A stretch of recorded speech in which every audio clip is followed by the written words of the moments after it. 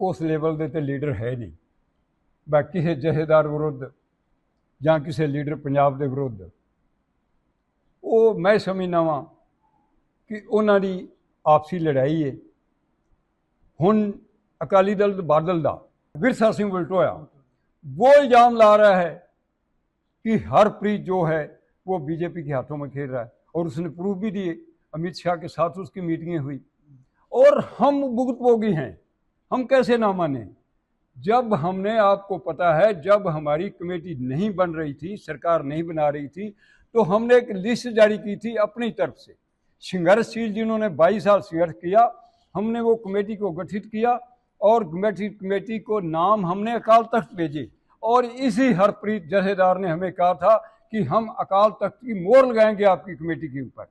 मगर जब ये बीजेपी के पास बात पहुंची, बीजेपी ने उसको रोक दिया कि आप कौन होते हैं अकाल तख्त वाले मोहर लगाने के लिए, कमेटी तो हमारी सरकार है, हम सरकार कमेटी बनाएगी, आप कमेटी में इंटरफेयर मत करो। और उन्होंने अकाल तख्त पर कमेटी को रोकने के लिए हरप्रीत को यूज किया, इस जथेदार को। और जथेदार जो है, मेरे हिसाब से इसमें कोई दो राय नहीं, वो बीजेपी का एजेंट है, बीजेपी का आदमी है, और वो डर के मारे जो उसने बयानबाजी की है, उसको पता था कि मेरी पोल खुल चुकी है, मैं बीजेपी का एक गुलाम बन चुका हूं, बीजेपी के कहने से मैं काम करता हूं, और मुझे अब जथेदार से छुट्टी करवा देगा श्रोमणी गुरुद्वारा प्रबंधक कमेटी। वो पहले ही अपना दाव खेल गया, और पहले ही भी खुद कह दिया भी यदि हटाएंगे तो मेरी बेइज्जती होगी, मैं खुद इस्तीफा दे देता हूं। और इस्तीफा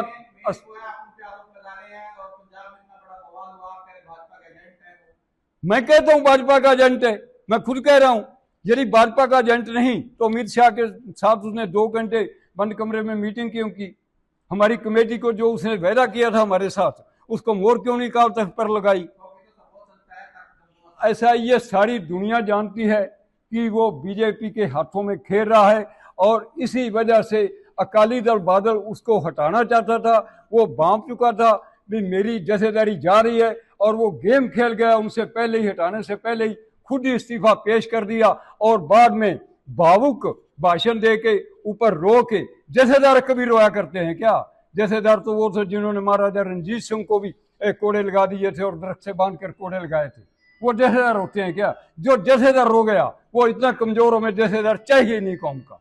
हमें तो वो चाहिए जो सरकार से टकराया जाए, कोई सरकार हो कि हर अपने काल तख्त की अपनी अहमियत रखने के लिए किसी से भी टकराना पड़े, उस लेवल के तो लीडर है नहीं। बाकी किसी जथेदार विरुद्ध ਜਾਂ किसी लीडर पंजाब के विरुद्ध वो मैं समझना वा कि उन्होंने आपसी लड़ाई है। हुण अकाली दल बादल का विरसा सिंह वलटोया वो इल्ज़ाम ला रहा है कि हरप्रीत जो है वो बीजेपी के हाथों में खेल रहा है, और उसने प्रूफ भी दिए। अमित शाह के साथ उसकी मीटिंगें हुई, और हम भुगतभोगी हैं। हम कैसे ना माने जब हमने, आपको पता है, जब हमारी कमेटी नहीं बन रही थी, सरकार नहीं बना रही थी, तो हमने एक लिस्ट जारी की थी अपनी तरफ से। संघर्षशील जिन्होंने 22 साल संघर्ष किया, हमने वो कमेटी को गठित किया, और कमेटी को नाम हमने अकाल तख्त भेजे, और इसी हरप्रीत जथेदार ने हमें कहा था कि हम अकाल तख्त की मोहर लगाएंगे आपकी कमेटी के ऊपर। मगर जब ये बीजेपी के पास बात पहुंची, बीजेपी ने उसको रोक दिया कि आप कौन होते हैं अकाल तख्त वाले मोहर लगाने के लिए, कमेटी तो हमारी सरकार है, हम सरकार कमेटी बनाएगी, आप कमेटी में इंटरफेयर मत करो। और उन्होंने अकाल तख्त पर कमेटी को रोकने के लिए हरप्रीत को यूज किया, इस जथेदार को।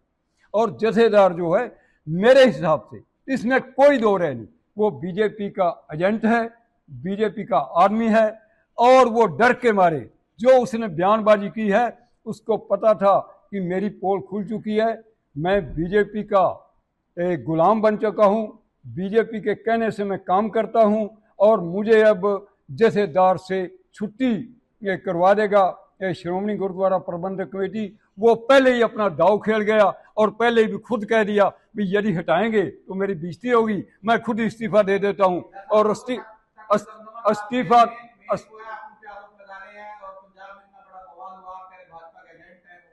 मैं कहता हूं भाजपा का एजेंट है, मैं खुद कह रहा हूं।